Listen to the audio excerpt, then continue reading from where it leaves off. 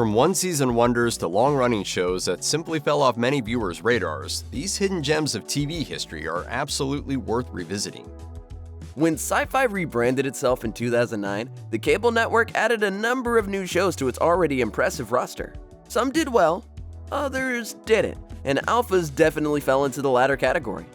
Co-created by the Incredible Hulk and X-Men The Last Stand screenwriter Zach Penn and starring David Strathairn, this series redeveloped the superhero concept into something a bit like NBC's Heroes, albeit with a procedural edge.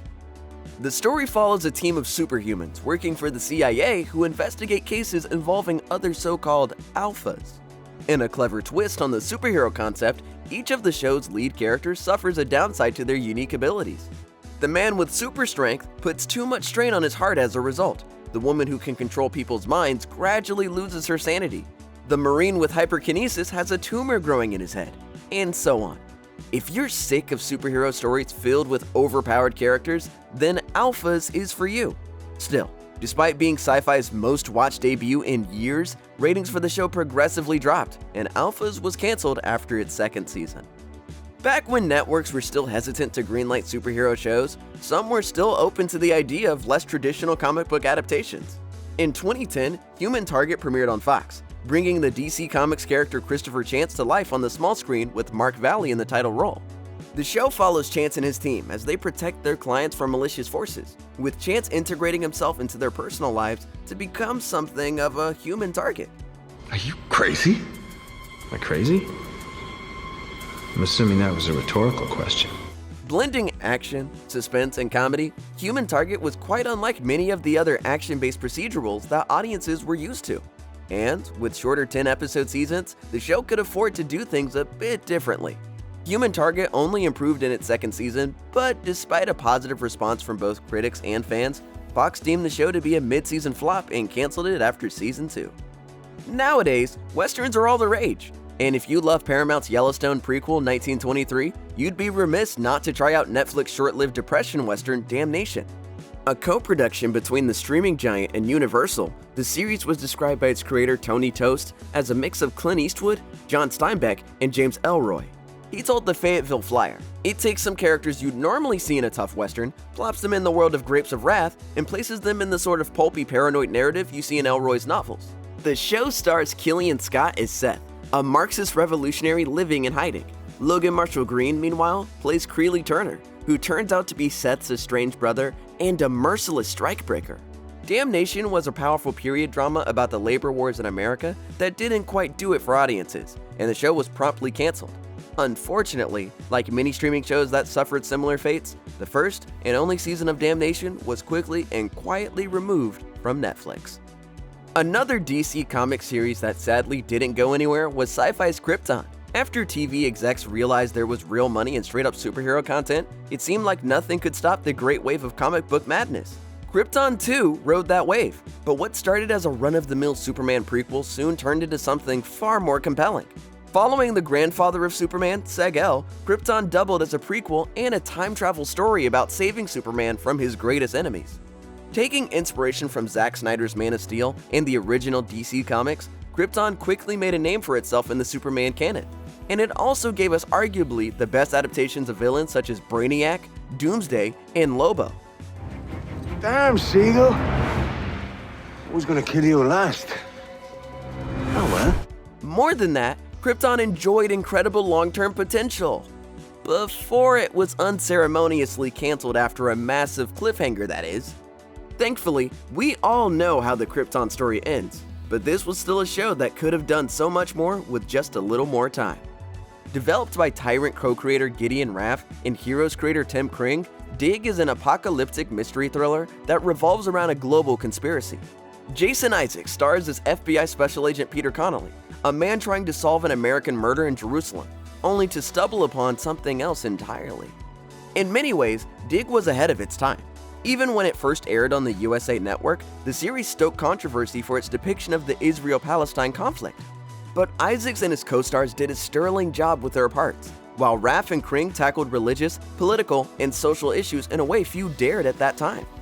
In the end, low ratings killed any chance of a second season for Dig, but thankfully, the first season works pretty well as a standalone miniseries. Following the finale, Jason Isaacs told Variety, "The only reason to do it again would be if someone came up with a magnificent story. But it'll be fine not to do it. I won't feel like we didn't get to finish." Who would have thought that a show about sick and dying teenagers could be so funny, energetic, and delightful? Well, that's exactly what happened with Red Band Society. Developed by Margaret Nagel and produced by Steven Spielberg's Amblin television brand, the series was sadly axed by Fox before its first season was even through, airing the rest of the episodes later on. The self-titled Red Band Society is probably the best part of the show too. Sure, hormones get in the way at times, but for the most part these kids stick together, and their doctors and nurses do the same. The way the show ends with an emphatic rendition of the Rolling Stones' "You Can't Always Get What You Want," performed by the young cast, is a beautiful tribute to a show gone too soon and reflects the camaraderie of these incredibly lovable characters. Red Band Society is one of the few canceled shows that can be enjoyed just as is. Although it had untapped potential, the 13 episodes we got worked just as well by themselves. Taking cues from Blade Runner, Terminator, and basically every other sci-fi franchise that deals with the relationship between man and machines, Almost Human was created by Fringe showrunner J.H. Wyman, with J.J. Abrams serving as an executive producer. The show takes place in 2048 and follows the detective John Kennicks and his new synthetic partner Dorian as they patrol the streets of their futuristic city. This cyberpunk series is a cop drama at heart, but one with enough robotic flair to keep sci-fi fans interested too. I don't make the rules, I enforce them, and apparently I'm the only one who follows them. You know what, you should break a rule or two now and then. Look good on you. Kennicks and Dorian were a great pair to watch operate alongside one another week after week, and their journey towards accepting each other made a compelling arc in the lead up to the season and series finale. Sadly, audiences didn't seem to take a shine to this show, and Almost Human was unplugged after a serious decline in viewership.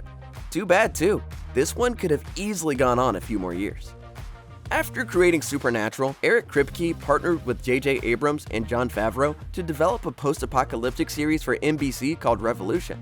The show's ratings fared well at first, though the story itself got off to a rocky start. Telling the tale of a world that loses electricity due to a nanite virus, by the time Revolution decided what sort of show it wanted to be, it had already lost a good chunk of its audience. But NBC believed in the show and renewed it for a full sophomore season. For a moment, it seemed like Revolution might survive after all. While the show struggled to find its footing, it featured a number of excellent characters portrayed by some of TV's finest luminaries, making the show fun to watch if nothing else. While uneven ratings ultimately killed Revolution, fan outcry led the show's creators to partner with DC Comics for a 4-part finale comic that wrapped up the story. After the success of Glee, other networks jumped on the idea of a comedy-drama series led primarily by music. The short-lived Smash, for example, was an obvious ripoff, but the most imaginative of the post-Glee musical shows was undoubtedly Galavant. A marriage of fantasy and comedy with a musical twist made Galavant something unique to network television. Following Joshua Sass as the titular knight and Timothy Amundsen as the petulant King Richard, it really doesn't get more outlandish than this. Adventure awaits. A strange mix of Monty Python and The Princess Bride, Galavant was never afraid to push the envelope, and the show itself was better for it. After an 8-episode first season, Galavant was given 10 episodes for its second. Sadly, that would be all, as ABC cut loose the 7 realms for low ratings. But never fear, Galavant fans, this one ended with a genuine happily ever after, meaning you won't be left with any frustrating cliffhangers or Season 2 setups. Continuum might not be well known to most TV fans, but this Canadian sci-fi series deserved a lot better than what it got. Centering on a cop named Kira Cameron who travels from 2077 back to 2012 after a terrorist group plans to destroy their future, Continuum covers everything from the butterfly effect and corporate crime to the development of new technologies and the effects of social media. This time travel series is one of a kind, and yet, despite airing for 4 seasons and 42 episodes in total, it was never really considered a hit. Creator Simon Barry had major plans for the thrilling cop drama turned hard sci-fi series, but Continuum didn't get enough traction in either Canada or the US. After a 4th and final season was ordered, that was it for the show. At the time, star Rachel Nichols said, "All great stories deserve an end. I'm excited and grateful to finish Continuum with the riveting conclusion it deserves." Movies becoming television shows was a recurring theme in the 2010s. From Fargo to Limitless to Minority Report, many of these shows remained on familiar ground and didn't stray too far from what made their cinematic counterparts so iconic. Meanwhile, Fox's Exorcist series continued the story of the 1973 film into the 21st century. This prattling, they just won't stop. Forgetting about the other Exorcist sequels entirely, the Fox series picks up decades later and follows priests Tomas Ortega and Marcus Keene as they deal with the return of a dark demon from the franchise's past.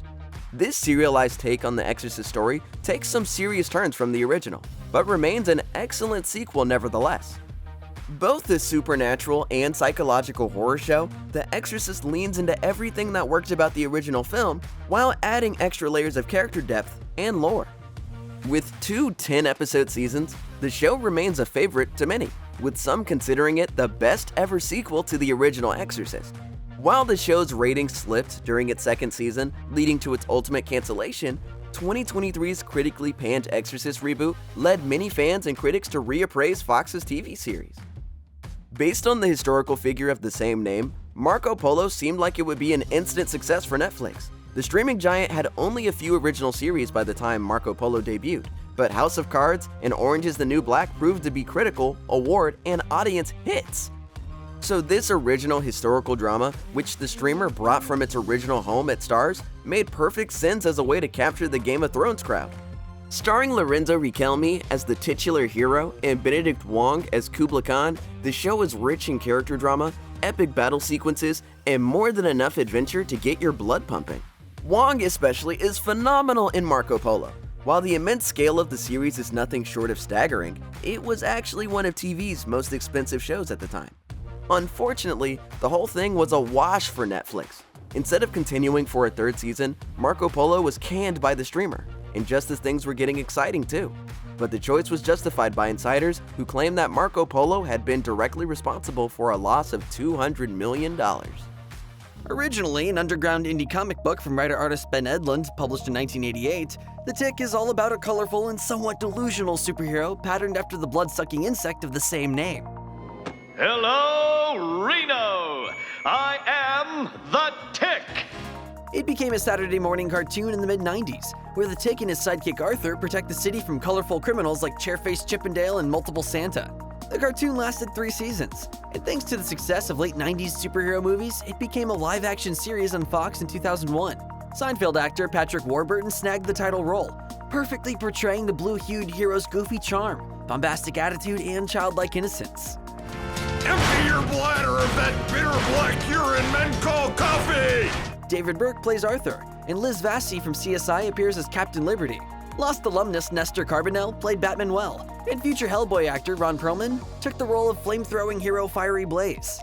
Co-written by Edlund and produced by Men in Black director Barry Sonnenfeld, the show was flashy, funny, and a pitch-perfect send-up of superhero tropes. But maybe it was a little too ahead of its time, since the show didn't last beyond its first season despite rave reviews. But thanks to the show's cult following, The Tick has never quite been forgotten. In 2016, the series was rebooted by Amazon, with Peter Serafinowicz taking over the role from Warburton, and both Edlund and Sonnenfeld also involved. Once again, the well-received series was cancelled after just 2 seasons. But for many, nothing quite beats the 2001 version. Mixing fantasy with other genres is a tried-and-true formula, but it wasn't as common in the 2000s, which may be why the Sci-Fi Channel's The Dresden Files failed to take off. This series was adapted from a series of novels by Jim Butcher and developed for TV by Star Trek Deep Space Nine producers Hans Beimler and Robert Hewitt-Wolf. The series starred Paul Blackthorne as Harry Dresden, a wizard-turned-private detective who occasionally lends a hand to the police. He's often partnered with Chicago PD officer Connie Murphy, played by Valerie Cruz, and is accompanied by an ancient spirit who acts as both his advisor and confidant. The series exposes a secret world of wizards run by the High Council, a draconian authority that is constantly at odds with Dresden for recklessly flouting the rules. An intriguing blend of cop drama and fantasy, The Dresden Files might be seen as a more grown-up version of Harry Potter. While it has its weak spots and is far from perfect, it's also so much more than a copycat. It's a gritty, clever police procedural that's better than critics gave it credit for at the time. Big Guy and Rusty the Boy Robot is a family-friendly adventure comic created by living legend Frank Miller and illustrated by Jeff Darrow in the early 90s. By 1999, it was a Saturday morning cartoon, debuting its first 6-episode season on Fox. It returned in 2001 for a full second season, which would be its last. It's one of the 2000's most underrated cartoons, featuring excellent animation and a strong voice cast that included Jim Hanks as Dwayne Hunter, the pilot of the big guy robot suit, and King of the Hill voice actor Pamela Adlon as the childlike android Rusty. During each episode, the pair would fend off all manner of alien threats and monstrous villains. The central conceit of the show is that nobody knows that Big Guy has a human pilot, not even Rusty, the robot boy who idolizes him. Rusty may seem slight, yes, but I assure you he is battle-ready. The two become fast friends and hero partners. It's more than worth a watch. Firefly might be the quintessential TV flop of the 2000s that should never have ended so abruptly. It was a wildly inventive, first-rate science fiction adventure, with a superstar creator in Joss Whedon, and one of the finest casts the genre had ever seen. I swear by my pretty floor bonnet, I will end you. For those unfamiliar, the 2002 series focuses on a band of interstellar outlaws in what's basically an old-fashioned western in outer space. Set in the 26th century, Firefly follows Captain Malcolm Reynolds and the crew of the starship Serenity, many of whom are survivors of a devastating cosmic civil war won by the Alliance. In the series opener, they're hired to escort the mysterious River Tam out of Alliance-controlled space. Despite an overwhelmingly positive response from fans, Firefly was canceled by Fox after airing just 11 episodes. It's been the focus of revival talk ever since. But the closest we got was a feature film follow-up, 2005 Serenity, that did its best to give closure to the story.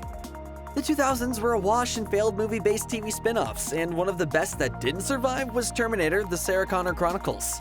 By the time it debuted in 2008, the franchise had been dead for 5 years following the critical dud Rise of the Machines. And while some may have expected that the lack of Arnold Schwarzenegger left audiences little to cling to, this series proved that it could succeed with thrilling stories in a bold new direction that didn't rely on a formulaic premise. Squarely centered on Sarah Connor, the Fox Network series starred Lena Headey in the title role. Sarah must protect her teenage son John, played by Thomas Dekker, to ensure he'll grow into a revolutionary future leader and guardian of humankind. Summer Glau of Firefly stars as Cameron, a female Terminator reprogrammed by John in the future and sent back in time to protect him and his mother. Garrett Dillahunt played a T-888 Terminator, while rocker-turned-actor Shirley Manson played a shape-shifting Terminator who took on the guise of a powerful tech mogul. A thrilling sci-fi adventure that explored far more of the world of the Terminator than the films ever did. It's better than most of the movies in the franchise. While low ratings were blamed for its cancellation after its second season, the failure of 2009's Terminator Salvation certainly didn't help. Producer, writer, and director Brian Fuller remains one of the most highly regarded creators in TV, with cult favorites like American Gods and Hannibal under his belt. But he had mixed success when he was first starting out. His short-lived shows like Pushing Daisies and Dead Like Me are definitely worth a watch, but the one-season Wonderfalls is a standout. As a creator with avant-garde tendencies, Fuller tells the story of Jay Tyler, a student philosopher working in a gift shop at Niagara Falls, who talks to various inanimate animal toys and trinkets. Are these conversations just in her head, or is she somehow talking to another magical world? It doesn't really matter, because her talks with them push her to become a better person and help those in need. Get off your ass. He's fine. Weird and quirky in all the right ways, Wonderfalls is also inspiring and hopeful. Pushing Daisy's star Lee Pace is exceptional as Aaron Tyler, Jay's brother who helps her with her mystifying connection to the toy animals in her shop. Loved by critics and audiences who praised it for its deadpan humor, it sadly didn't earn more than 13 episodes, beginning and ending in 2004. There's plenty of adult animated fare from the 2000s that deserved a longer run, but none quite as good as MTV's Clone High, a series created by then unknown writers Phil Lord and Chris Miller. The duo went on to find success at the movies with several Lego films and a pair of Spider-Man animated adventures. But their first creation was 2002's Clone High, which introduced us to a high school where the entire student body is made up of clones of famous historical figures. How many shows have a main cast that includes the likes of Abe Lincoln, Joan of Arc, Cleopatra, JFK, and Gandhi? Not many, we'd wager. Each week, other figures from the past would pop up in the halls, be it Paul Revere, Genghis Khan, or Martin Luther King Jr. Hilarious, surreal, and downright bizarre, the stylized animation only made Clone High better. But thanks perhaps in part to a controversy over its treatment of Gandhi, as well as some lackluster early reviews, the show failed to catch on. Look, right now you're a loser, a big one. But soon someone else will make an even bigger ass of themselves, and then everyone else will forget about what a big loser you are. Clone High has since become something of a cult favorite. And in 2023, it returned to HBO Max with a long-awaited second season, with much of the original cast returning, just not Gandhi. Producer Noah Hawley created the Emmy Award-winning FX show Fargo in 2014. and a few years later had a critical hit with the Marvel Comics-based series Legion. But before them all, Hawley created the short-lived ABC crime drama The Unusuals, which has been all but forgotten today. The show starred future Avengers stalwart Jeremy Renner as New York City detective Jason Walsh, and Lost star Harold Perrineau as fellow cop Leo Banks. But the series' main focus was NYPD newcomer Casey Strager, played by Amber Tamblyn, who's trying to escape the shadow of her socialite family and is assigned as Walsh's new partner. Together, the pair seek to solve the mystery of who killed Walsh's previous partner, who himself may have been deeply involved in police corruption. While the series had the potential to be just another run-of-the-mill cop drama, Hawley's strong scripts and his penchant for offbeat characters elevated it. Early reviews were good, with praise given to its quirkiness, but without the ratings to sustain it, the network chose to dump it rather than allow it time to find an audience. In 2007, filmmakers Paul Haggis and Robert Moresco, the duo responsible for the Best Picture-winning film Crash, came to television with the Black Donnellys. Most of its cast was lesser known at the time, but today we recognize many of its stars, including Olivia Wilde and Kirk Acevedo. The NBC series, which ran for just 13 episodes, was about 4 Irish-American brothers who get drawn into the Irish mob in New York City. Looking back, the show has a lot in common with the BBC's Peaky Blinders, but the Black Donnellys never achieved any of the success of that Cillian Murphy-led series. In fact, the show was pulled after just a handful of episodes had aired, with the remaining installments only viewable online. Coincidentally, the show had replaced the recently canceled Studio 60 on the Sunset Strip. While the show may not be among the best in the genre, it's still a satisfying story of a fallen family who get caught up in the allure of crime in New York's infamous Hell's Kitchen. As with many of the shows on this list, don't let the early cancellation and bad reviews fool you. Kid-centric horror was all the rage in the 90s, from Are You Afraid of the Dark to Goosebumps and beyond. Given the popularity of the subgenre, it's pretty surprising that Eerie, Indiana was only a single-season wonder, especially when it was probably the best of its kind to be released during that era. Perhaps it's because it was on NBC and had a primetime slot, so it needed to have major network primetime numbers to survive. Had it been an afternoon show or on a less discriminating network, it might have had the longevity it deserved. Starring Omri Katz, Eerie, Indiana was about the titular town and all of the bizarre goings-on that seemed to always be happening there. Sometimes the show tackled popular myths, like Elvis faking his own death to live a private life, while plenty of other episodes were built around entirely new and often extremely inventive scenarios. Critics often reference creators like Stephen King and David Lynch in their praise of the show. Let's go bag a werewolf. When that's done, I'm taking aim at this Warren Commission thing. Yes! Sadly, good reviews alone don't keep a show on the air, and Eerie, Indiana got only 19 episodes before it was canceled in 1993. Another genre that was having a moment in the 90s was sci-fi. Not only did 3 different Star Trek series overlap during the decade, but shows like The X-Files, Babylon 5, Earth Final Conflict, and Sequest DSV all found an audience and brought their own unique spins to the genre. There was even an extremely successful sci-fi sitcom, Third Rock from the Sun, that proved to have surprising acclaim and longevity for a show with such a novelty-type premise. But there were plenty that didn't make it as well, even ones that deserved to. One hidden gem that got lost in the shuffle was Earth 2, another single-season NBC show that couldn't find the viewership it needed despite strong reviews, even after earning 3 Emmy nominations and winning the award for visual effects. Taking place in the year 2192, the show imagined a future where Earth has become unlivable and what remains of mankind is forced to live on space stations, trying to reach a distant planet that seems to be inhabitable. Beyond the dated special effects, Earth 2 remains watchable today, even if its depiction of a future uninhabitable Earth feels even more uncomfortably close now than it did in 1995. This one is a lot more well-known than most of the other shows on this list, and has had plenty of recognition for what a great show it was, and still is. But that doesn't change the fact that Freaks and Geeks got a criminally short run of only 18 episodes after its September 1999 debut before NBC pulled the plug. Meanwhile, critics were nearly unanimous in their love for the show, and 2 different episodes were nominated for Outstanding Writing in a Comedy Series at the Emmys. You want to make out or something? All guys want to make out. The Emmy that Freaks and Geeks actually won, Outstanding Casting for a Comedy Series, shouldn't come as a surprise given that its ensemble included multiple soon-to-be A-listers. There are no shortage of coming-of-age shows that look back at a previous generation, but Freaks and Geeks stood out both for its honest depiction of the less popular crowd as well as paying tribute to its era without descending into parody. Oh, and its creator and executive producer, that would be Paul Feig and Judd Apatow respectively, who would become some of the biggest comedic voices in Hollywood a short time later.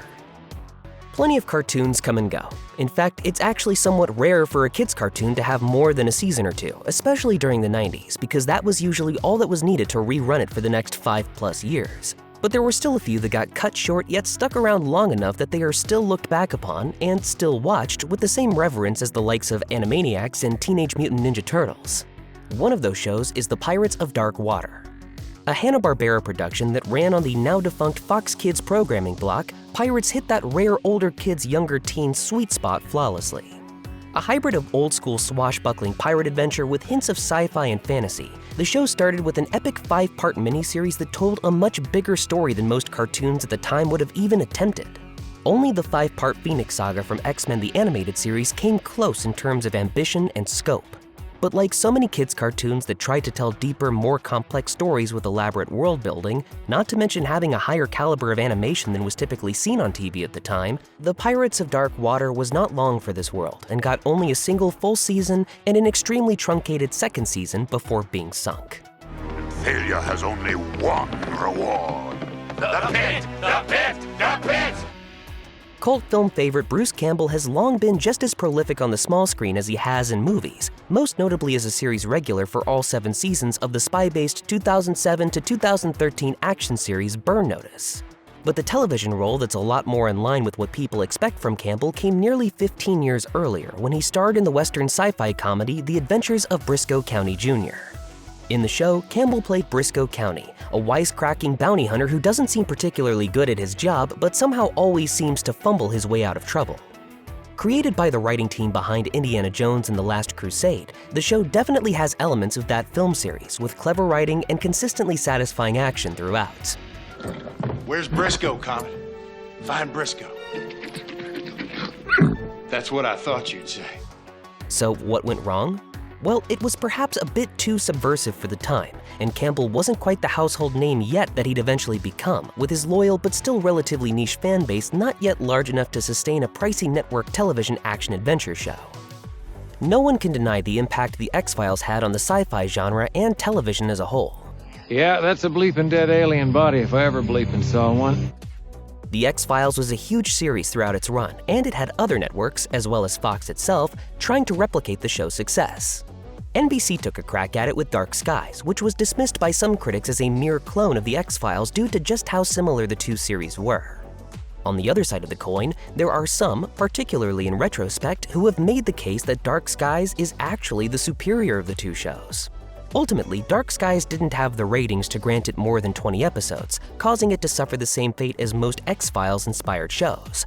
But it was arguably the best, with a unique premise that saw it taking place in an alternate history 1960s in which aliens had been on Earth since the 40s, with the government having kept their existence a secret from the public. It also didn't shy away from depicting real people, including politicians, actors, musicians, and more. A lot of people probably dismissed this show outright based purely on the title, since by 1997, a lot of people had grown tired of the 90s marketing tactic of calling everything extreme. Free dinosaurs. Plus, the Ghostbusters brand was languishing a bit at this point, years removed from the last movie or previous cartoon series. Basically, a lot seemed to be working against Extreme Ghostbusters, but the show itself was great, seemingly a kids' show but with enough depth and cleverness to the writing and the stories to appeal to adults as well. It was the perfect show for older fans of the franchise to watch with their children as a means of introducing it to them. Extreme Ghostbusters also did a fantastic job at introducing a new generation of characters while also including the old ones, and having them all coexist and be equally important to the plot lines. Waiting on your signal, Garrett. On 3. 3! The show did get a commendable 40 episodes, but it never got a second season.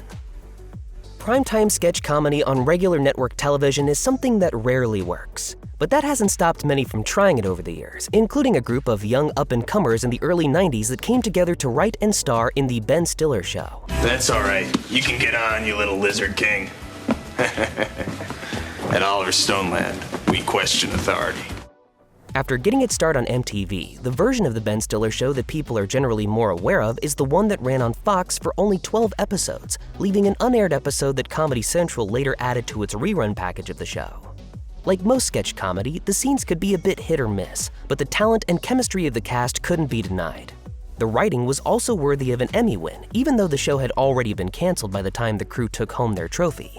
It's still worth looking back at these soon-to-be stars taking what is, for most of them, their first real crack at an on-screen career. Typically, Saturday night primetime is where networks put shows that the execs aren't sure about. The rare shows that do well on a late Saturday evening are usually aimed at older viewers. So when 1998's Cupid was launched in the 10 p.m. Saturday time slot by ABC, it was pretty clear the network didn't fully believe in it. The series followed a man named Trevor Hale who is convinced that he's the mythological god Cupid, but is institutionalized. But that does allow him to meet Claire, a psychologist who doesn't fully believe Trevor but does decide to roll the dice and set him free to complete his mission to bring 100 couples together, at which point he claims Zeus will reinstate his powers and let him return to Mount Olympus. We never learned if Trevor was telling the truth, as Cupid was canceled after only 15 episodes. Interestingly, Cupid was revived in 2009 with a similar premise but a new cast, and that one only got half the episodes of its predecessor. MTV's Liquid Television was a series that ran sporadically during the first half of the 1990s and would feature various clips of animated projects. Some would be one and done, while others became recurring segments on the show. And though the vast majority sadly died with the show, a few did wind up turning into full-fledged series of their own, most notably Beavis and Butthead and Aeon Flux. In the same year that Liquid Television signed off, MTV launched a series called Oddities, which expanded the Liquid Television format by giving each animated project an entire miniseries of full-length episodes. The first was the bizarre and ultimately forgettable The Head, but that was followed by the excellent and certainly before its time, The Maxx.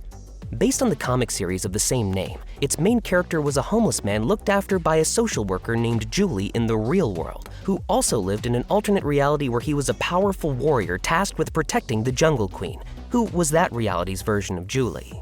He was aware of the two realities, while she was not. He just may be out of his mind. It was one of the few darker comic adaptations to exist at the time, predating HBO's Spawn series by several years. While it was technically only ever meant to be a limited series, had it been more popular, it might have earned a couple of full seasons. The Dana Carvey show seemed like it had the potential to buck the curse of the primetime sketch comedy show. First and foremost, it was headlined by, you guessed it, Dana Carvey, who was only a few years off his award-winning run as one of the most popular performers in Saturday Night Live history. That should have given it a leg up over, say, The Ben Stiller Show, which was led by an actor that most of America hadn't heard of yet.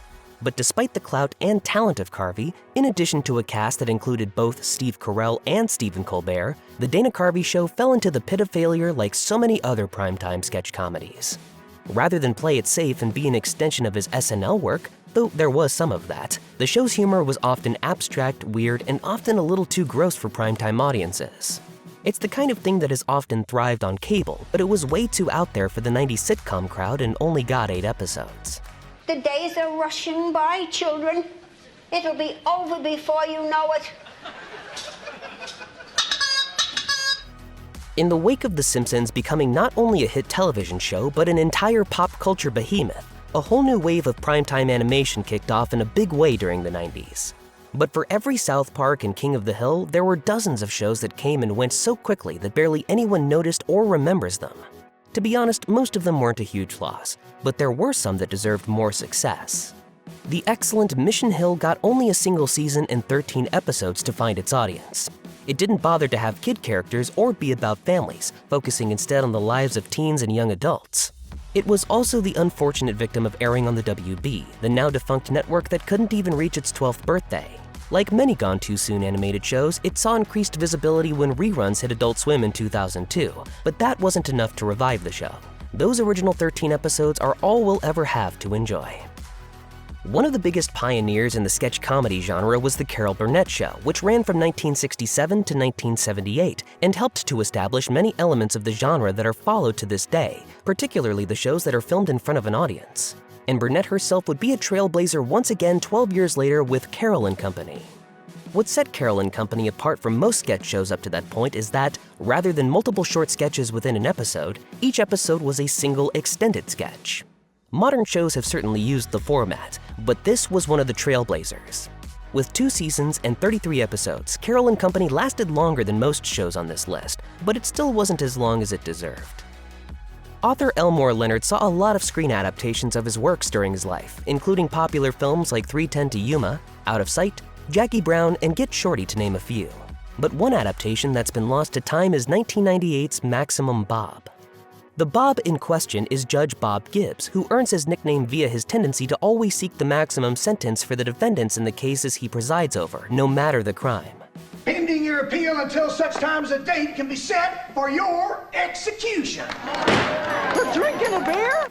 But this was no generic courtroom show. Maximum Bob was compared to more offbeat shows like Twin Peaks and Northern Exposure by critics at the time.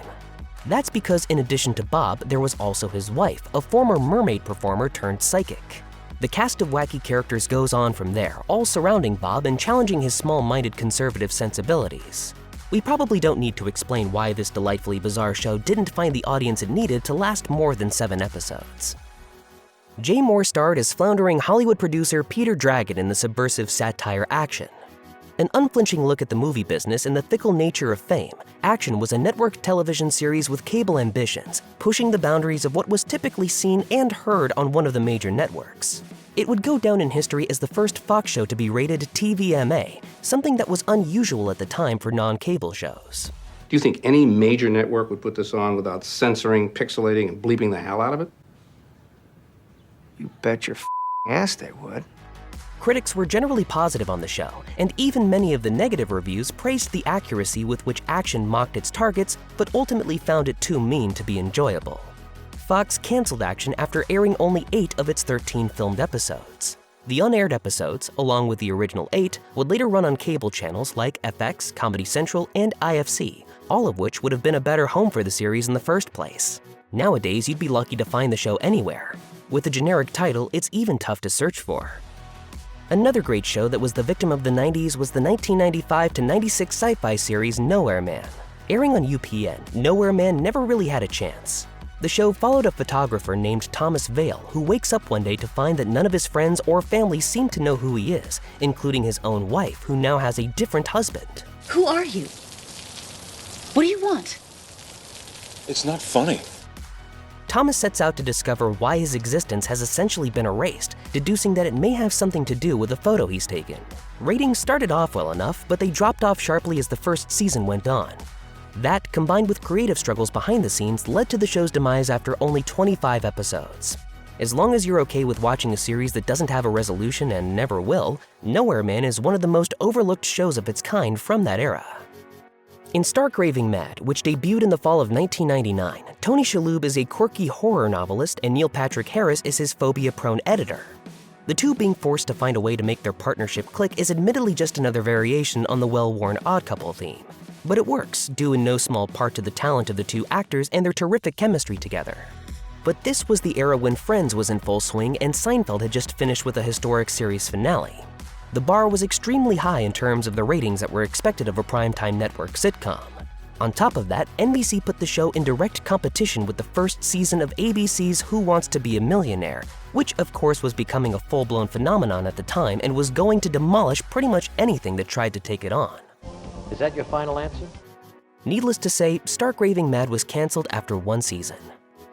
Another too weird for primetime show was Fox's Get a Life, a surreal comedy starring and co-created by Chris Elliott. Elliott plays man-child Chris Peterson who, at 30, still lives at home, still has the same paper route he had as a kid, and still doesn't have a driver's license. While that might seem like the premise for a fairly standard sitcom, Get a Life was anything but, with episodes about everything from finding a vomiting alien, which Chris barbecues and eats later in the episode, to Chris inexplicably discovering he can see a few seconds into the future. Oh, and Chris is also killed in 12 of the show's 35 episodes. That tastes weird. Uh-oh, wrong bottle. Ratings were never great for the show, but Get a Life was actually given a second season. It's easy to see in hindsight how ahead of its time the show was, plus how influential it would be for the blossoming alt-comedy movement on TV, and it's a blast to watch today with that perspective. There was an embarrassment of riches in the 1990s for cartoon-watching comic book fans. In addition to the biggies like Batman the Animated Series, Spider-Man, and X-Men the Animated Series, there seemed to be a handful of animated comic adaptations on the air at any given time that were well worth watching. There were so many, in fact, that there just weren't enough viewers to keep them all afloat, and a few great ones slipped through the cracks. Running for only 3 months and 13 episodes in 1998, Silver Surfer wasn't just the best of the lesser-remembered comic book cartoons, but is one of the best of the era, period. Mimicking Jack Kirby's art style with a combination of hand-drawn and computer animation, the show already set itself apart with a look that was both retro and also futuristic at the same time. Though the Fantastic Four were disappointingly absent despite their connection to the character in the comics, the show did bring in classic characters like Galactus, Ego the Living Planet, and The Watcher. It was also a bit heavier than most of its peers and willing to address complex political and social issues, which most comics did, but much of which was lost when transforming the properties into kid-friendly cartoons. Frustratingly, it wasn't low ratings that led to the demise of Silver Surfer, but rather a rights dispute. Better to perish for what I believe in than endure forever as a traitor to life. Like Freaks and Geeks, My So-Called Life has been on so many lists of shows canceled too soon and has been rebroadcast so many times in so many different places since its initial run that it almost feels pointless to spotlight it here. But this list isn't only meant to highlight shows that people might have forgotten about or never knew existed. The key angle here is that these shows are still worth a watch, and boy is My So-Called Life certainly still worth a watch. While its depiction of teen life circa the mid-90s might feel very much of its time, particularly when it comes to the music, the clothing, and the overall vibe, there is still a timeless quality to the angst depicted in the show. Every generation of current or former teenagers can find themselves in one of the show's characters. That's a big part of the reason why My So-Called Life has sustained such a lasting legacy for nearly 30 years since its cancellation after a run of only 19 episodes.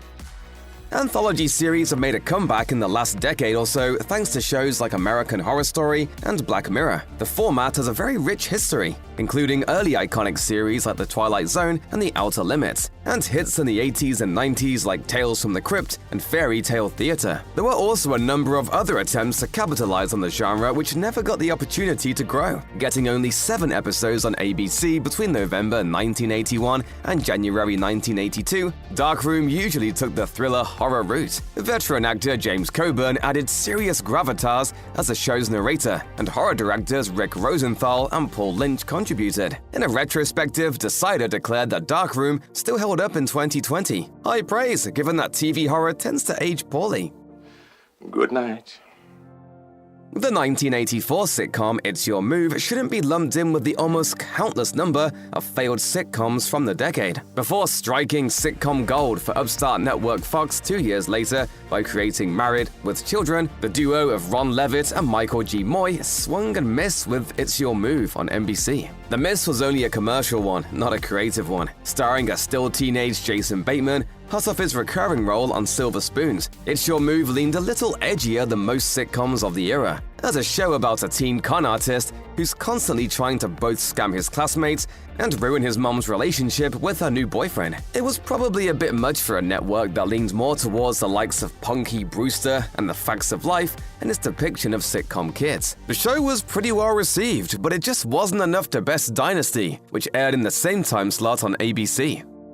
Jeff Goldblum's tenure as a series regular for 2 seasons of Law & Order: Criminal Intent wasn't his first major non-guest spot on a television show. In an alternate universe, he might have become a TV star instead of a movie star, playing a detective in the 1980 police procedural comedy series Tenspeed and Brown Shoe. The series was created by Stephen J. Cannell of the A-Team and 21 Jump Street fame, with Goldblum playing Lionel Brown Shoe Whitney opposite Ben Viren's E.L. Tenspeed Turner. The series focused on the mismatched pair of private detectives doing standard detective things. The pilot earned strong ratings, and its writing nabbed Cannell both an Emmy nomination and a WGA award. Unfortunately, ratings quickly plummeted, and the accolades weren't enough to convince ABC to give the show a second season. Still, Viren and Goldblum had excellent chemistry, which is still a treat to watch all these years later, and makes you wish the show would have lasted a lot longer. Not to be forgotten, Viren would go on to reprise the role of Tenspeed in Cannell's short-lived 1987 crime series, J.J. Starbuck. Also unforgettable, Jeff Goldblum's fighting noises.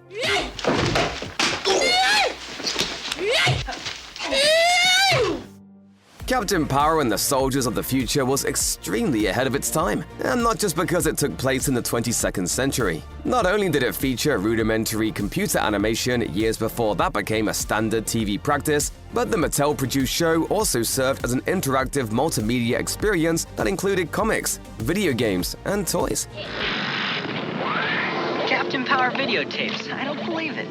believe it, large human. More than just being based on the show, the Captain Power toys were designed to interact with the show at specific points. It was all extremely forward-thinking and well-branded. Probably a little too far ahead of its time, the world didn't really take to the show, which is actually pretty good. While it was limited in what it could do in terms of special effects, sets, and costumes given its budget, it did a lot with what it did have. When the toys failed to sell, investors lost interest in continuing to fund the entire endeavor. Captain Power clearly influenced both Babylon 5 and some very familiar designs predated Star Trek The Next Generation's Borg by a couple of years. If you can get past the rough edges, the show is a definite hidden gem of 80s era sci-fi. An attempt to reboot the series was announced in 2016, but it never materialized.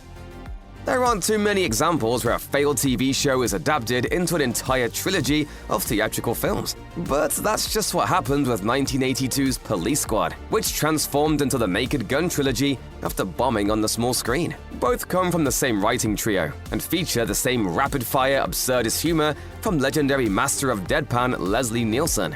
Is this some kind of bust? Yes, it's very impressive, but we'd just like to ask a few questions.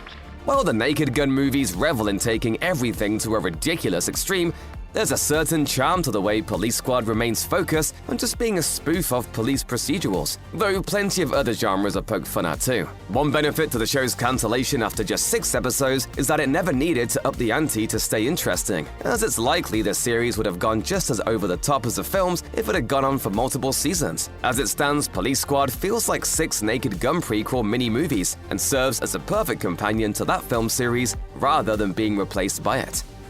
After appearing in a few cult classic 80s movies, Jim Carrey became a series regular on the groundbreaking sketch comedy series In Living Color. But his back and forth between TV and movies went even farther back than his early film roles in Earth Girls Are Easy and Once Bitten. In 1984, he was given a potential star vehicle in the form of the NBC sitcom The Duck Factory. The show starred Carrey as a fledgling cartoonist who lands a job working at an animation studio producing a cartoon called The Dippy Duck Show. It served as a great showcase for Carrey's manic energy and rubber-faced mugging, and reviews at the time saw that Carrey was a star in the making. The show probably needed another season to iron out some of its wrinkles, but it never got the chance. But it's worth a watch today to see just how fully formed Carrey's shtick already was that early on in his career. Plus, it's easy to marvel at how good he could be in an ensemble, a talent that was mostly lost once he started headlining his own films.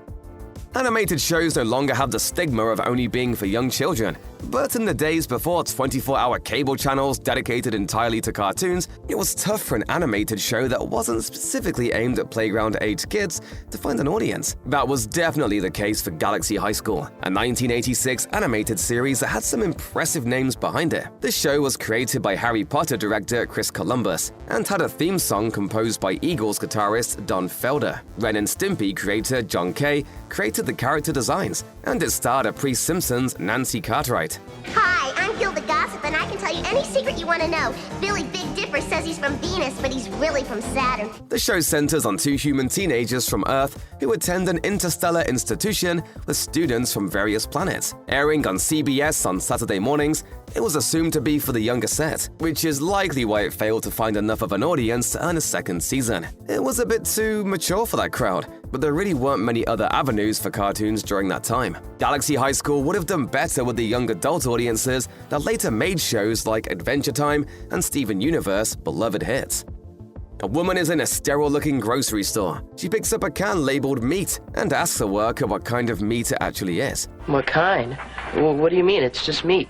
It's one of those moments that gets permanently etched into people's brains, even if they don't know where it came from. In this case, the iconic scene is from an oft-forgotten sci-fi series from 1985 called Otherworld. It's a great representation of the show's dark humor and off-kilter vibe, a combination that mostly confused viewers at the time. It follows a family of 5 whose vacation to visit the pyramids in Egypt ends up transporting them to a parallel version of Earth. Like much sci-fi of the era, Otherworld has a general overarching plot, but most episodes are largely self-contained and often play with genre and format. Ratings didn't justify it getting more than 8 episodes, which ended on a cliffhanger, but it would secure its place as a cult classic for decades to come. Every generation seems to have an iconic show or two about teen angst for 90s kids. That show is My So-Called Life, which was rerun so often and was praised enough after the fact that it's easy to forget it was actually a flop when it came out. The 80s had Square Pegs, which didn't have the benefit of MTV giving it a second chance in reruns, but it still very much fills that same TV teen angst role for 80s kids. It's easy to focus on future superstar Sarah Jessica Parker, but Square Pegs was very much an ensemble piece about a group of 8 high school freshmen struggling to fit in. It stood out from other teen-based shows of its era by having actual teenagers playing the characters, as well as being contemporary, which critics at the time praised it for. It only got 20 episodes, but because the show was so good at being a snapshot of that moment in time, it still stands as a great picture of what it was like to be a teenager in the early 80s. Craig T. Nelson had been kicking around on television for over 15 years before landing the lead role on the beloved 1989 sports sitcom Coach. And though most of those small-screen roles were single-episode appearances, there was an ABC show he starred in during the 1984 to 85 television season that frequently shows up on lists of the best shows of the decade, even though most people have forgotten about it. Call to Glory begins during the 1962 Cuban Missile Crisis. Nelson plays an Air Force pilot, and the show follows his military service and the family waiting for him at home. ABC made it known to the press that it was proud of the show and was trying its best to find a time slot where it would secure the audience it deserved. Despite the network's faith and strong praise from critics, Call to Glory didn't find that loyal audience, and the show was honorably discharged before it got a second season.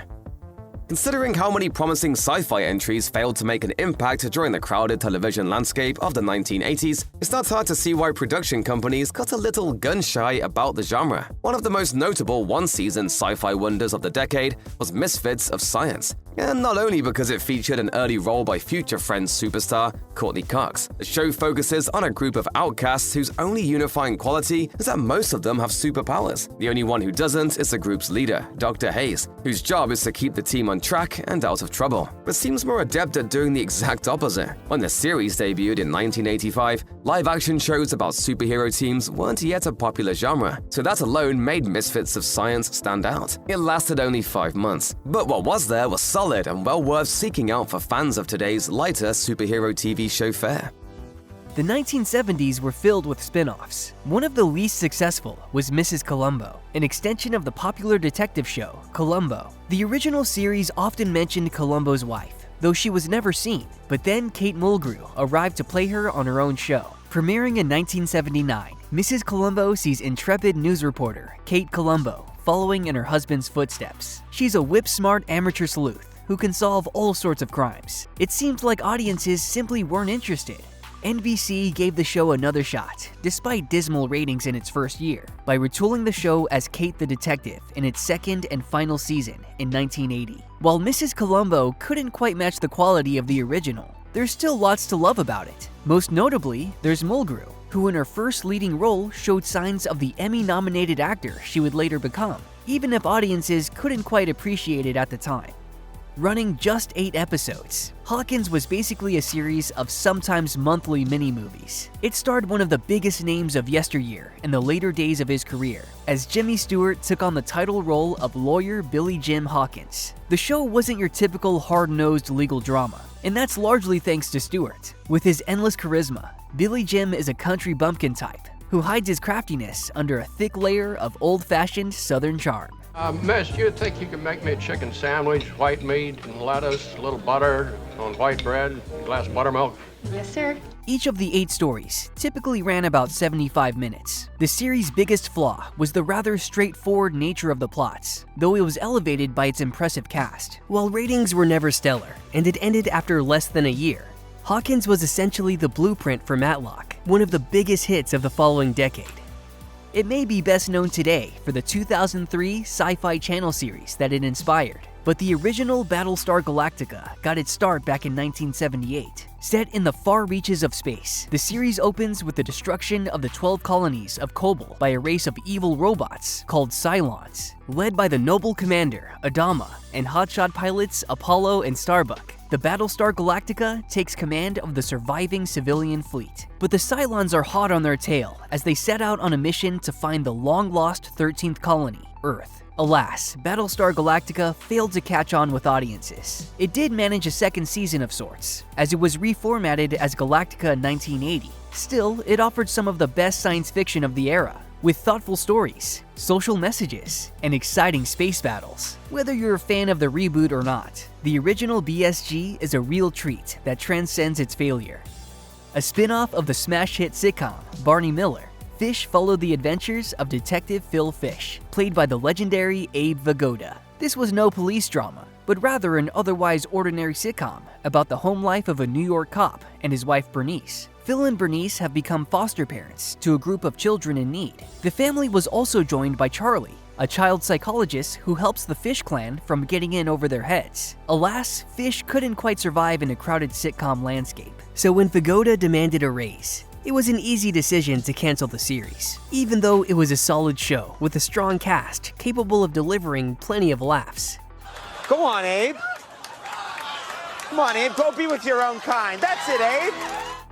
The 1970s saw the anthology format creep into spine-tingling horror, including the criminally underrated and dreadfully short-lived Ghost Story. It was hosted by the character Winston Essex, played by Family Affair star Sebastian Cabot. He's the proprietor of a gothic mansion called the Mansfield House, who introduces stories of the supernatural. The 23 episodes ran the gamut of traditional horror stories, with tales of ghostly hauntings, demonic possession, bloodthirsty vampires, and sinister individuals with otherworldly powers. The show also featured plenty of popular guest stars, including Janet Leigh, Martin Sheen, and Angie Dickinson. Struggling in the ratings in 1972, Ghost Story was retitled Circle of Fear for the second half of its run, but that wasn't enough to save it. And that's too bad, because it remains among the best horror anthologies ever made. In 1978, the comedy magazine National Lampoon released its first successful movie, Animal House. After it lit up the box office, it came to TV the following year in the form of Delta House. Director John Landis and star John Belushi weren't involved, but several other original cast members returned. While the series lacked the bite of the movie due to the restrictions of network TV, it's still a laugh riot, with plots that see the gang involved in all kinds of antics, including an episode set during the Cuban Missile Crisis. But what makes Delta House even more compelling is the fact that it's some of the first work from writer-director John Hughes, who would go on to make beloved movies like 16 Candles and Ferris Bueller's Day Off. And speaking of future stars, it also featured an early appearance from a young Michelle Pfeiffer. Before she achieved sitcom fame on Family Ties, Meredith Baxter starred opposite her future husband, David Burney, on Bridget Loves Bernie, a CBS sitcom about a Catholic woman who marries a Jewish man. The show explored the problems and joys of an interfaith union, creating as much thoughtful discussion as it did comic mix-ups. This kind of mixed marriage was still controversial in some circles at the time, and sadly, that's precisely why the show failed. Despite good reviews, scandal erupted when religious groups tried to get the show to ditch its entire premise. Network executives scoffed at this idea, but then protests intensified, and the show was pulled from the air entirely. The remarkable thing about the cancellation of Bridget Loves Bernie is that it's not quite a flop in the traditional sense. It enjoyed solid ratings, as it managed to be the 5th most watched show of the season, and it absolutely deserved that popularity. Are you bitter about it? No, as a matter of fact, it really was an interesting time for both of us, I think.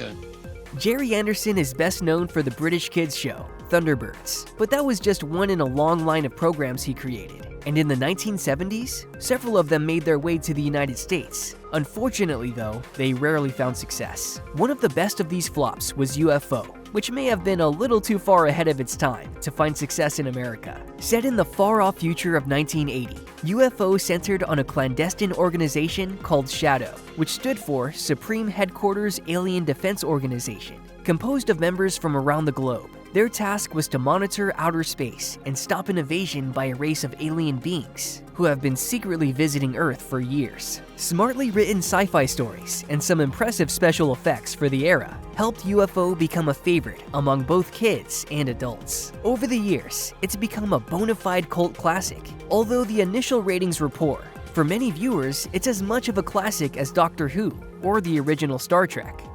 When UFO ended its American syndication run, that wasn't the end of the franchise. Networks clearly liked the show, even if it wasn't enough of a hit to remain on the air. Creator Gerry Anderson had originally envisioned a new series to act as a direct sequel, but after UFO was cancelled, that sophomore season was retooled into something entirely different called Space 1999.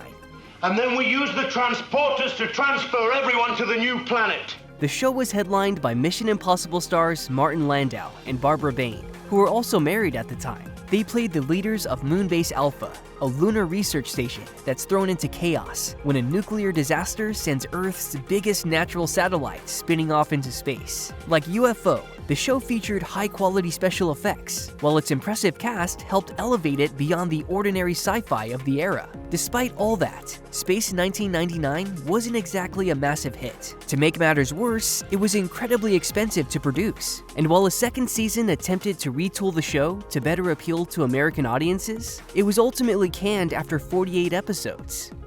Hollywood is always trying to reinvent a classic with a modern twist, and that trend goes back further than you might expect. Case in point, the 1975 series, The Invisible Man, loosely based on the novel of the same name by H.G. Wells. The show revolved around the exploits of scientist Daniel Weston, whose latest experiments for the Clay Corporation involved teleportation, but when he inadvertently stumbles upon the secret to invisibility, he decides to test it on himself. Before Weston can convince the company about the practical applications of his invention, he learns that Clay is actually being funded by the government, and that they'll use his research as a weapon. After destroying his own research, Weston mistakenly becomes permanently invisible and must use a series of lifelike masks to be seen.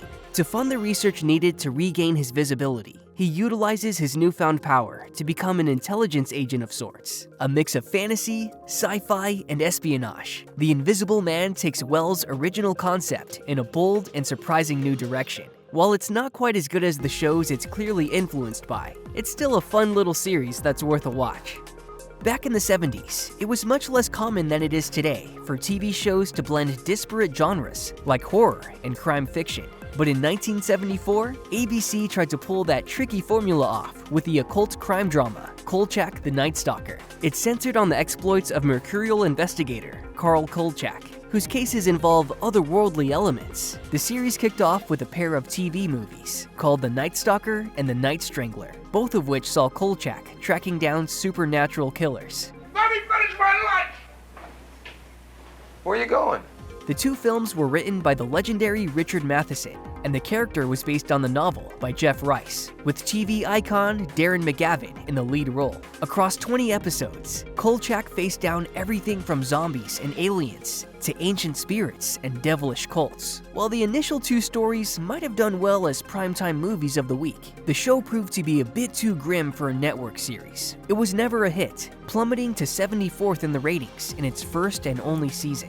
Kolchak was truly something fresh and new, but audiences simply may not have been ready for it. Eventually, though, it would garner a passionate fan base, and X-Files creator Chris Carter has also acknowledged that he was heavily inspired by Kolchak. It was remade in 2005, with Stuart Townsend in the lead, but that version was even shorter-lived.